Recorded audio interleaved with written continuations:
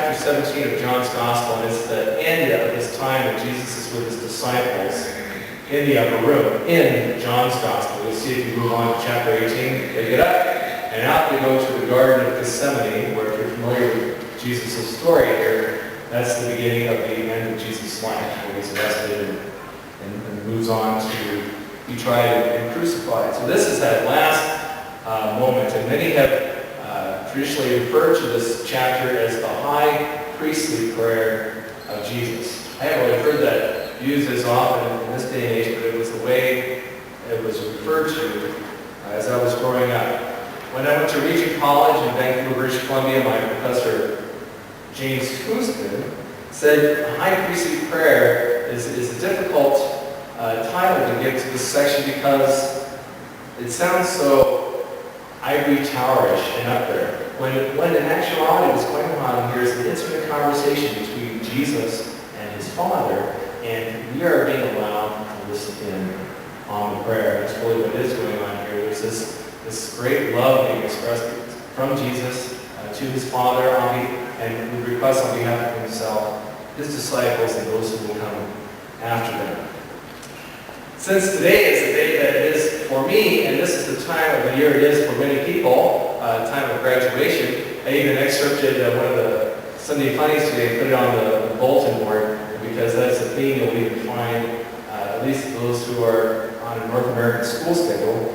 It also seems to me that what Jesus is doing here is he's giving that last speech that one gives before everybody throws their hats in the air and they go off to be with their families. And that long time of being together is over.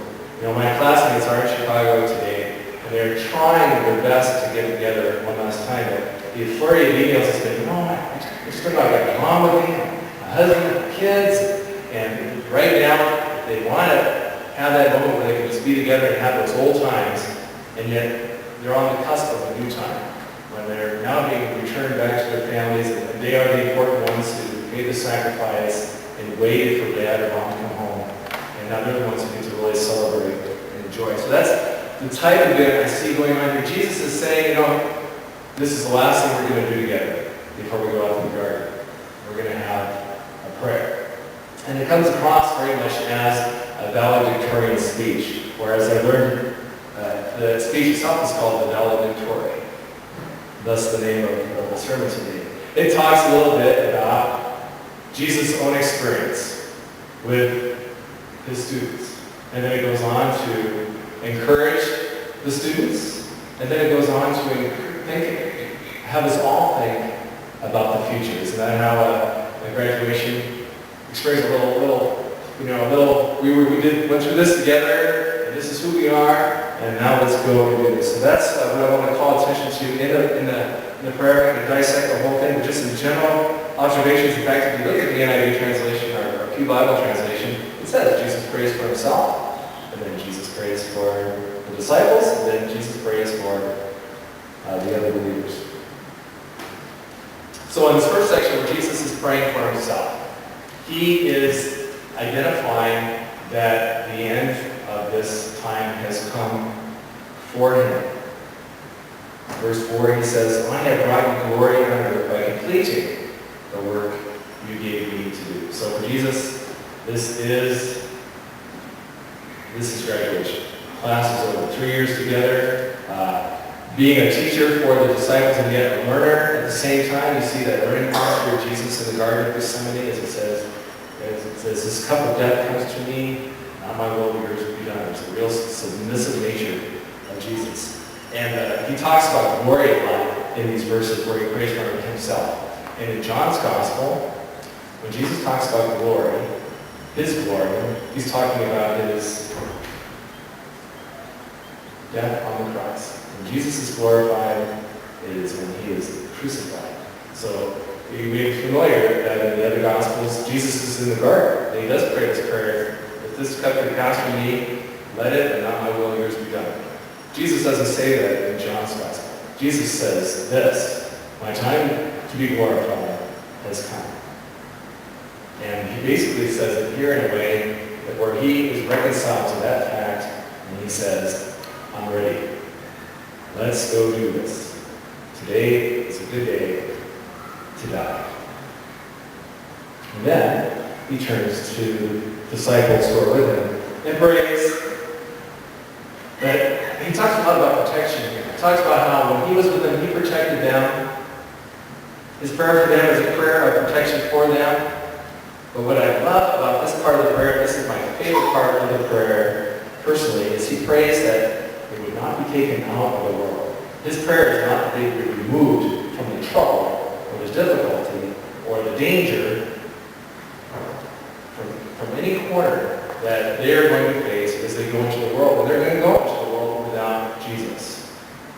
And isn't that just why it's Lord, Father,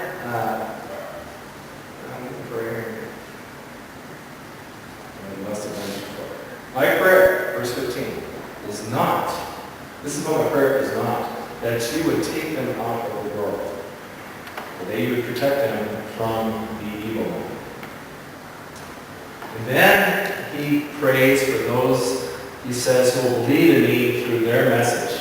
In other words, now Jesus prays for those who will come to believe in Jesus Christ, not because they knew Jesus Christ personally, as a disciple or as someone they can follow, but as someone they can only believe in because they heard the message. And his prayer here is that those who did know Jesus in this way, and those who will come to Jesus only through faith, would be one. Can you imagine there might be some difficulty with the original disciples of Jesus who were with him every day, and those who would only come to know Jesus by believing in the messages that would be collected as the Gospels? There is a difference. We talked about this a few weeks ago. The military is a perfect example. When you've been in the combat zone for 6 months and new people come up, there's a difference in the way these two groups of people relate because of the experience and the suffering and the grief and the challenge. These other folks are fresh off the boat, they're new to it, there's some idealism there, some honeymoon, if you will. And there could be some tensions there about what's most important and how we're going to worship and pray. And you know where that happens a lot? It happens right here at the Union Church. We have folks who've been here a long time. And some folks who've been here just a long time. And then a long time. And here for the first time today. Right? And they look around, older folks, not old folks, like the longer-term folks, and they might say, "Why do we got paint on the walls? Why do we?" And the folks who are here first, they go, "Oh, there's a piece of wood over here."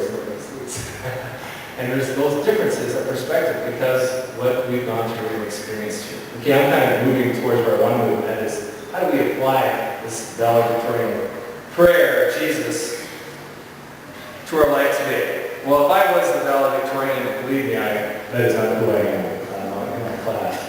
I thank God that I'm being awarded this degree, and my classmates are very proud of me, but I saw some incredible work among my colleagues. And we don't even award this honor among us at this level, so at least within my program. Jesus prayed for himself. So let's think about that. How are we, the class of 2007, the ones who came to church today on May 20th, going to think about this? Jesus knew for a fact that this part of his life was over. That whatever, for him in his death, everything that we have enjoyed and experienced up to this time is something we cannot return to. It is no longer there for us. It's no longer going to be there for me. It's no longer going to be there for you. That certainly is an experience for us here at the Union Church. I'm thinking already of people that are going to be leaving. And Blake and I, Tom's right over here in the front queue. The Davises, who are friends of our congregation. We don't see them here on Sunday morning, but they're beloved members of our community. When the fall comes, they're not going to be here. They're going to be starting up someplace new, and we're going to be moving on with the new folks, many of you who are here right now. So the question that this can be turned into is, are you ready to step forward into what God has in store for you? God has let us successfully